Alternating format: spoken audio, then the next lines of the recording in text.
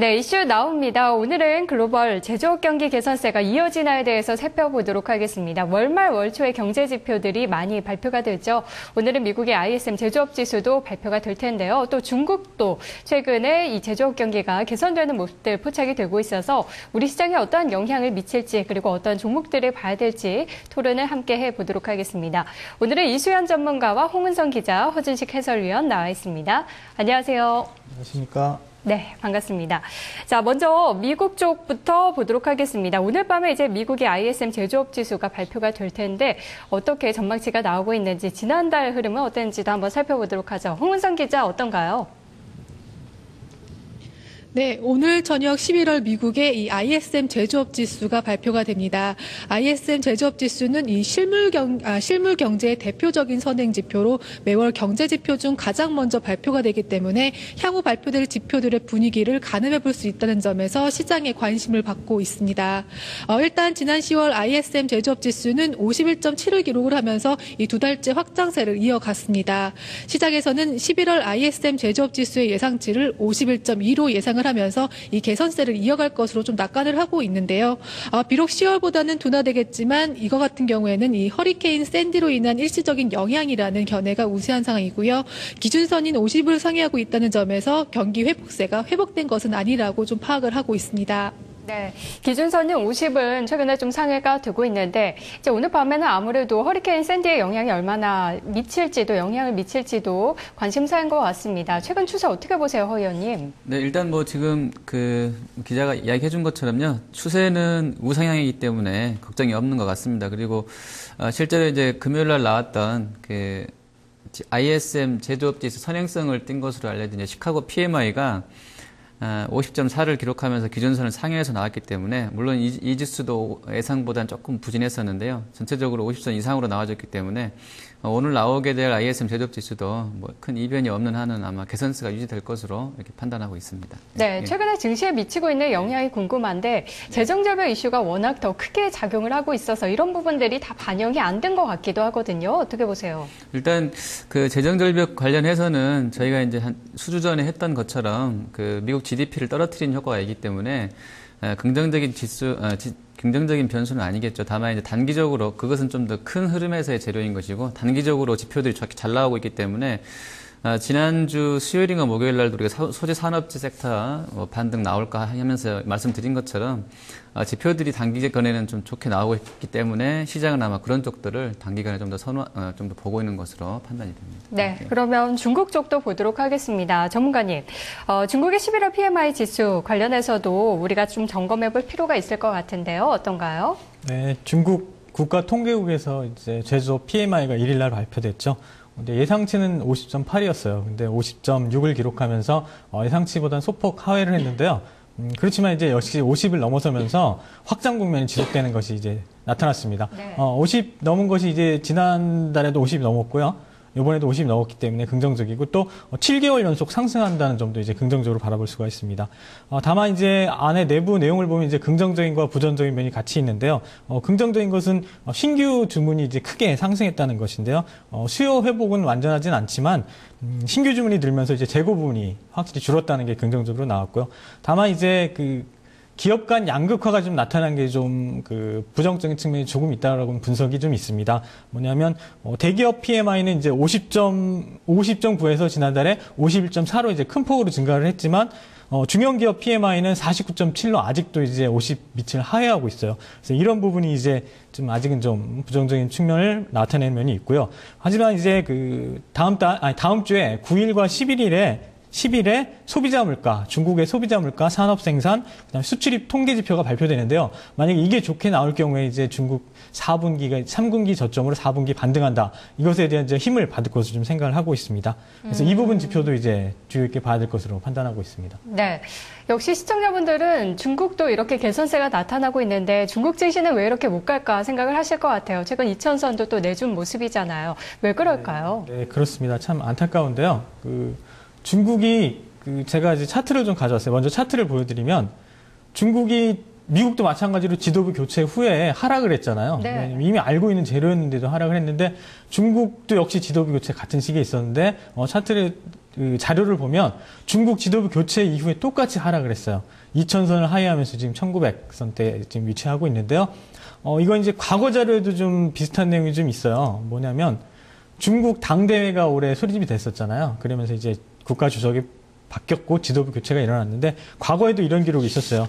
이전에 그 중국 그 장쩌민 주석 93년도 정권 지도부 교체 시에도 똑같이 그 해에는 하락을 했고 3년 뒤에 상승을 했고 그 다음에 후진타오 주석이 이제 바뀌면서 2003년도에도 또 역시 그 해 하락하고 3년 후에 이제 상승하는 모습을 보여주었어요. 그리고 올해도 마찬가지로 이제 지도부 교체 후에 하락하는 모습을 보여주고 있죠. 물론 이제 이게 과거 데이터가 이제 미래를 예측해 주지는 않습니다. 다만 이런 패턴이 과거에 나왔다라는 건 이제 참고할 만한 자료라고 지금 보고 있습니다. 이게 의미하는 바가 뭔지 상당히 궁금한데 굉장히 짧은 시간도 아니고 3년 뒤에 상승을 그렇죠. 했다는 게. 참 저도 이제 과거 데이터를 보면서 좀 놀랐는데 네. 왜 당해는 내려가고 3년 후에 올라간다. 지금 이런 것 같아요. 중국 이제 사회주의 체제인데 그런 정책에 대한 이런 그 위반이나 이런 것들이 그 외부에서 이제 파악하기가 어렵고 또 내부적으로 상당히 긴밀하게 이제 그 내부적으로 조율 과정이 상당히 있는 것으로 좀 판단이 되고 있어서 뭔가 신중하게 시장을 대처하지 않는가 이런 거에 대한 결과로 나오는 걸로 좀 보고 좀 있습니다. 또 워낙 큰 나라다 보니까 어떤 정책을 네. 시행함에 있어서도 그 반응이 좀 늦게 나타나는 그런 부분들도 그럴 아무래도 거라도 있겠죠. 생각해요. 워낙 인구도 많고 해야 될 일도 많고 그러기 때문에 그런 걸로 좀 어쨌든 보고 과거 있습니다. 패턴은 좀 그렇게 의미 있게 네. 나타났군요. 자, 그렇다면 유럽 쪽도 한번 살펴보도록 할까요? 허 의원님, 이제 유로존의 11월 PMI 전망에 대해서 또 좀 영향이 어떨지 전망치를 네. 먼저 살펴보도록 할까요? 네, 일단 그 유럽이 가장 안 좋은데요. 크게 이제 유럽, 중국, 미국 했을 때 D2 중국, 미국은 괜찮게 살아나고 있는 상황인데요. 유로존은 아직은 좀 주춤합니다. 기준선 50선 밑에서 움직이고 있는데 다만 이제 긍정적인 것은 한 46.2 정도로 전망이 나오는데 개선세는 이어질 것이라는 점입니다. 그래서 추세가 아직은 꺾여 있는 것은 맞는데 단기적으로 바닥에서 조금 주춤하긴 하지만 올라오려고 하고 있다. 이런 점들 중에서 저는 좀 긍정적이라고 보게 되고요. 다만 이제 경제 전망치만 놓고 본다 그러면 아직은 유로존에 대해서 크게 뭐 이렇게 기대할 만한 그런 상황은 아닌 것 같습니다. 네, 유럽이 역시 가장 좀 안 좋은 상황이네요. 자, 우리나라도 한번 점검해 보도록 하겠습니다. 11월 한국의 수출 실적 결과가 나왔는데 홍은성 기자, 결과가 어땠나요? 네, 세계 경기 침체 속에서도 우리나라 수출은 전달에 이어 증가세를 이어간 것으로 나타났습니다. 주식경제부는 11월 우리나라 총 수출액이 이 지난해 같은 기간보다 3.9% 늘어난 477억 9,500만 달러를 기록을 했다라고 발표를 했습니다. 수출액은 올해 들어 가장 높은 수치로 좀 나타났는데요. 이 같은 호조세를 이끈 것은 IT의 힘이 컸습니다. 무선통신기기가 25.3%, 컴퓨터 18.5%, 반도체가 22.9% 증가하는 등 이 IT 품목의 증가세가 눈에 두드러졌습니다. 한편 이와 더불어 수입은 0.7% 늘어난 433억 2천만 달러를 기록을 해서 이 수출에서 수입을 차감한 무역 수지는 44억 7,500만 달러 흑자로 집계가 됐습니다. 네, 역시 IT 쪽이 두드러졌는데 허 의원님, 우리의 수출 결과가 역시 글로벌 제조업 경기 동향에 좀 영향을 받고 있다고 보세요? 글로벌까지는 아니더라도요, 일부 영향을 받고 있는 것 같습니다. 지금, 제가 정확하게 그 시점까지는 까먹었는데요. 지금 한국은 글로벌 수출 전체로 봤을 때 수출 비중이 가장 교역이 큰 쪽이 아세안이거든요. 중국 포함해서 이제 중국, 아시아가 가장 큰데 중국이 좀 세부적으로 뜯어보자면 한 25% 정도 차지하고 있고, 그리고 이제 그의 아세안 국가들이 한 25% 될 것 같아요. 그래서 한 절반 정도는 중국 포함한 아시아에서 수출이 나온다 보시면 되겠고요. 그게 이제 최근에 수출 관련 동향에서도 그대로 좀 반영이 되고 있습니다. 이번에 11월 달에도 중국하고 아세안 쪽으로 수출이 증가하면서 수출이 예상보다 잘 나왔고요. 그리고 이제 유럽 쪽이랑 미국 쪽으로는 감소한 것으로 나왔죠. 그래서 전체적으로 글로벌하게 제조업 경기 동향에 영향을 받고 있다고는 좀 말할 수 없을 것 같은데 네. 어쨌든 아시아 쪽 모멘텀은 한국이 받고 있다라고 보시는 게 맞겠고요.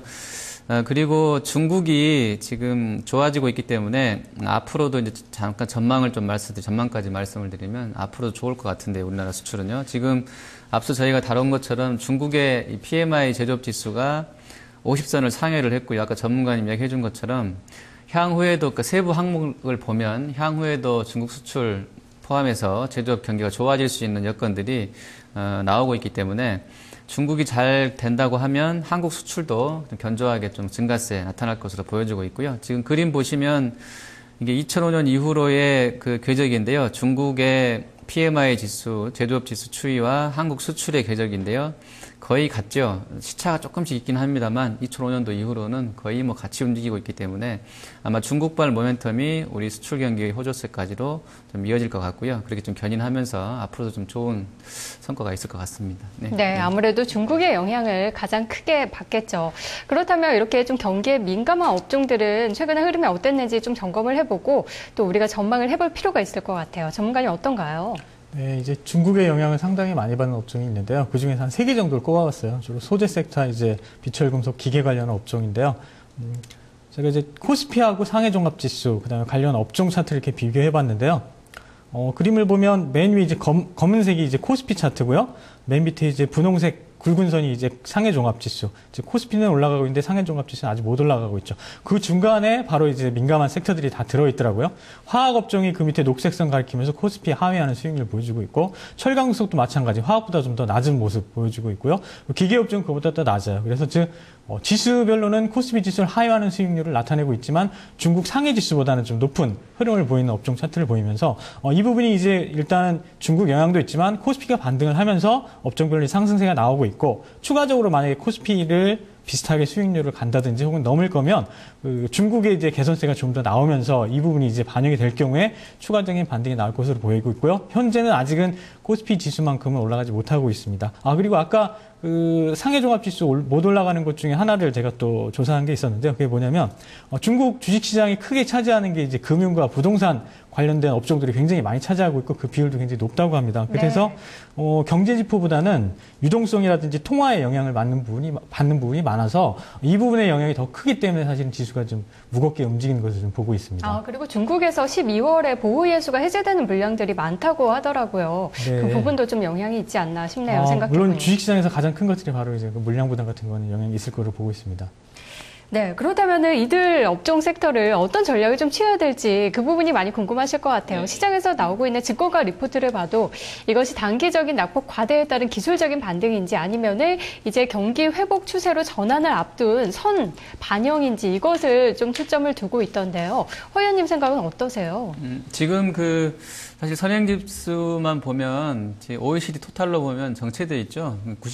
100.6인가요? 100.4에서 4개월 연속으로 정체돼 있고, 우리가 오늘 주로 다루는 중국 관련해서도 중국도 지금 선행지수로 봐서는 좀 정체돼 있습니다. 하지만 이제 워낙 이제 그 글로벌 기관에서 집계하는 것이 이게 좀 느릴 수도 있고요. 후행하는 경우도 있고, 수정이 워낙에 많기 때문에 신뢰도는 조금 떨어지는 것 같긴 한데, 어쨌든 선행지수만 놓고 보면 완전히 돌았다. 그러니까 위쪽으로 경기가 완전히 우상향으로 돌아섰다고 하기는 좀 이른 감이 있는 것 같고요. 국내도 마찬가지고 그렇습니다. 하지만 지금 나오고 있는 가장 최신의 11월 지표들을 본다 그러면 수출이라든지 지금 나오고 있는 제조업 경기들 보면 전체적으로 좋아지고 있는 게 맞는 것 같고요.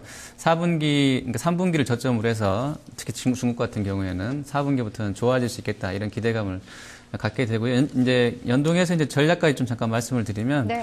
아까 제가 이제 한국 수출 동향 말씀을 드리면서 IT랑 자동차가 좋다고 아까 개장 전에도 말씀을 드렸었는데, IT랑 자동차는 가장 좀 좋은 섹터인 것 같고요. 실적이 일단 확인이 되고 있고, 단기에 좀 이제 흔들림은 여러 가지 이슈들 때문에 있겠습니다만, 여전히 좀 매력적인 그런 섹터인 것 같고요. 그리고, 자동차 부품 중에 중소형 종목 중에 한일 이하가 있는데요. 이게 봤더니 지금 7,000원 중반대에서 거래되는데, 아주 강하진 않습니다만, 한 8,000원, 8,100원 선까지는 갈 수 있을 것 같고요. IT 부품 쪽에서는 캠트로닉스, 이게 부품으로 꼭 넣어야 되는지 모르겠는데, 이게 이 종목을 보니까, 전체적으로 수익성 대비로 좀 더 올라갈 수 있을 것 같고요. 캠트로닉스도 지금 주가보다는 제가 볼 때는 15% 정도, 10%, 15% 정도는 충분히 올라갈 수 있는 그런 가격대에 지금 수익 대비로 놓여 있는 것 같습니다. 네. 캠트로닉스가 무선 충전 쪽으로 속하는 종목이죠? 무선 충전 쪽도 있지만 아주 비중이 크진 않고요. 그쪽 테마성 재료보다는 이제 싱글러스라든지 새롭게 이제 디스플레이에서 주목받고 있는 쪽에 대한 기술력이라든지 매출 인식이 좀 더 긍정적으로 작용할 것 같습니다. 네, 싱글러스 오늘 네. 4% 정도 오르고 있네요. 종목들도 살짝 언급을 해주셨는데 전문가님, 해설위원님 그렇다면은 네. 앞서 우리가 전문가의 투자 전략 들을 때도 네. IT와 자동차, 쌍두마차 체제에 대해서 다시 언급하신 분이 있었거든요. 네. 예, 그러면 예. 연말 연초에 다시 전차 장세가 좀 이어질 가능성도 보고 계신 건가요? 저번 주 금요일이죠. 그러니까 거래 수저로 하루 전날 제가 이제 그 연기금 하면서 자동차 사고 싶다고 말씀드렸었는데 일단 연기금 수급 그러다면 실적 본다 그러면 연기금은 아마 실적 좋은 쪽으로 중장기로 좀 갈 것이기 때문에 제가 왜 자동차를 그때 말씀드렸냐면 많이 덜어냈더라고요. 연기금이 싹 파란 것인지는 모르겠는데 기관이 그 10월 달 이후로 엄청 팔았어요, 자동차 섹터를. 무섭게 팔았죠. 네네. 그래서 일부는 아마 채워내야 되지 않겠냐 해서 제가 말씀드렸던 것이고 그 수급이 이제 얼마 안 남았는데 그 한 달 사이에 그러면 너는 뭘 사겠냐 물어봤을 때 저 같은 경우라면 차를 사겠다라는 말씀을 드렸던 것이고요. 그런 상황인 것이고 또 IT는 워낙에 이제 애플도 좀 제꼈고 삼성이 워낙에 잘 나가고 있기 때문에 같이 좀 보자는 것이겠고 물론 이제 부품 쪽에서는 아까 말씀드린 대로 일부 종목군들은 이미 좀 고평가되어 있는 것 같기도 하고 일부 종목은 찾아보자고 하면 수익 대비로 저평가되는 쪽이 있기 때문에 그런 쪽에서는 훨씬 더 이제 성과가 상대적으로 좋을 것이다 이렇게 보고 있습니다. 네, 전문가님의 전략 궁금한데요. 어떤 전략 필요할까요? 일단 중국이 반등하기 위해서 이제 걸림돌을 한 두 가지로 좀 보고 있습니다. 네. 첫 번째는 중국이 이제 그 성장보다는 소비 위주형으로 이제 변하고 있다라는 그 부분이 있고요. 두 번째는 유럽과 미국의 이제 불확실성, 경기 침체가 해소되는 문제가 좀 남아있다고 좀 생각을 하고 있습니다. 중국이 지난해까지 이제 성장하는 데 있어서 투자 차지하는 비중이 소비보다 좀 높았어요. 근데 올해서부터 이제 소비 기여도가 50%가 넘는 자료들이 조금씩 나오고 있습니다. 그래서 이게 이제 소비 위주로 이제 전환하는 부분에 와 있다라는 것이 하나의 또한 걸림돌이라 생각을 하고 있고요. 그 다음에 미국과 이 유럽의 불확실성이 아직 완전히 해결되지 않았죠. 오늘도 이제 EU 재무장관 회의가 열리면서 그리스 지원안에서 또 얘기하고 있고, 미국도 이제 재정절벽 이슈 얘기 나오면서 본격적으로 이제 그 막 난항을 겪으면서 해결의 문제를 지금 하고 있는데요. 이 부분이 해소적이 되기 전까지는 중국이 이제 적극적으로 부양에 나설 것 같지는 않다고 생각이 되고 있어요. 네. 그래서 그 부분이 중국이 이제 선제적으로 대응한 부분도 반드시 있었거든요. 6월, 7월에 금리 인하를 하면서 3분기 GDP가 이제 8%대 떨어지는 걸 방어하는 걸 좀 봤거든요. 근데 지금 중국 정부가 이제 구체적인 부양 대책을 내놓지 않는 점은 이렇게 생각하고 있어요.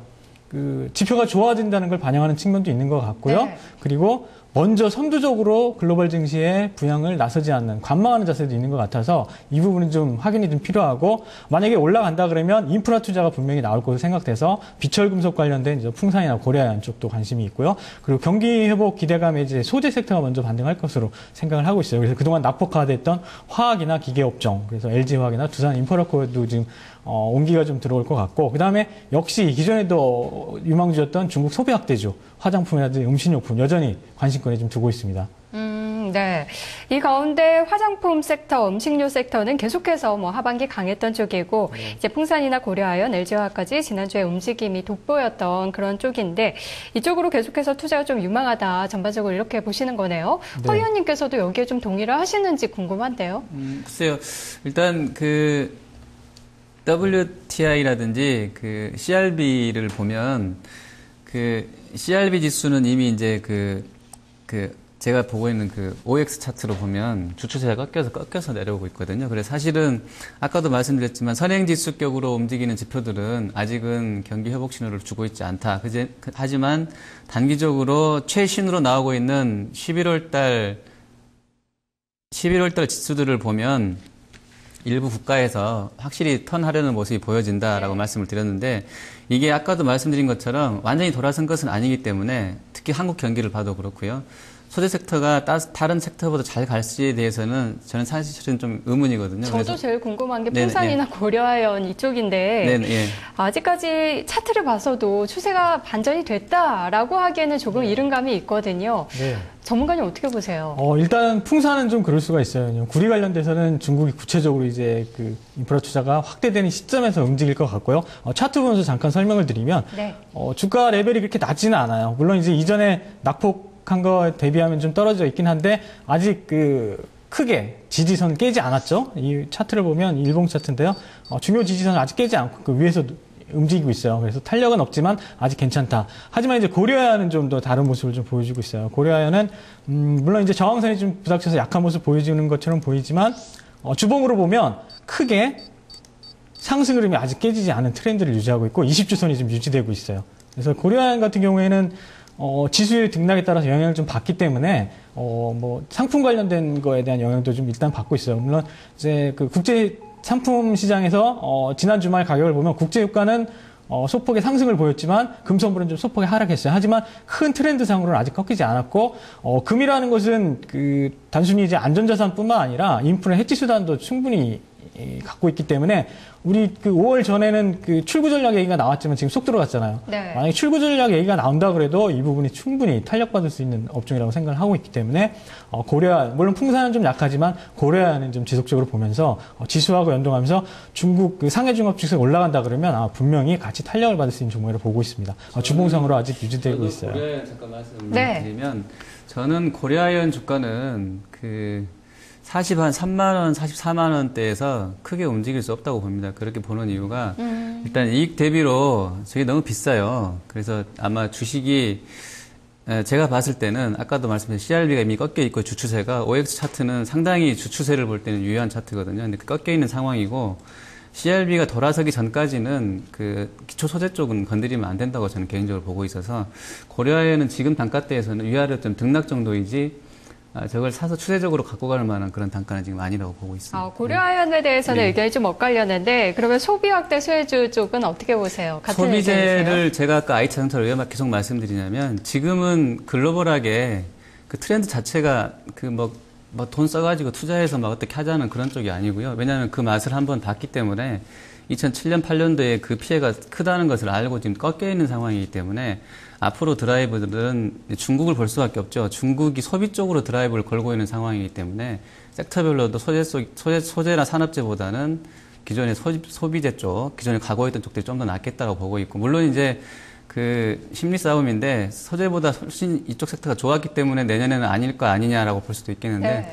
일단 현재 그 입수된 정보로만 보면 아직은 소재 쪽보다는 소비재가 좀 더 낫지 않겠냐 이렇게 보고 있습니다. 네, 소비재에 대한 시각은 같았네요. 자, 이렇게 해서 오늘은 글로벌 경기 개선세 이어지나에 대해서 함께 토론해봤습니다. 오늘 말씀 고맙습니다. 네, 감사합니다.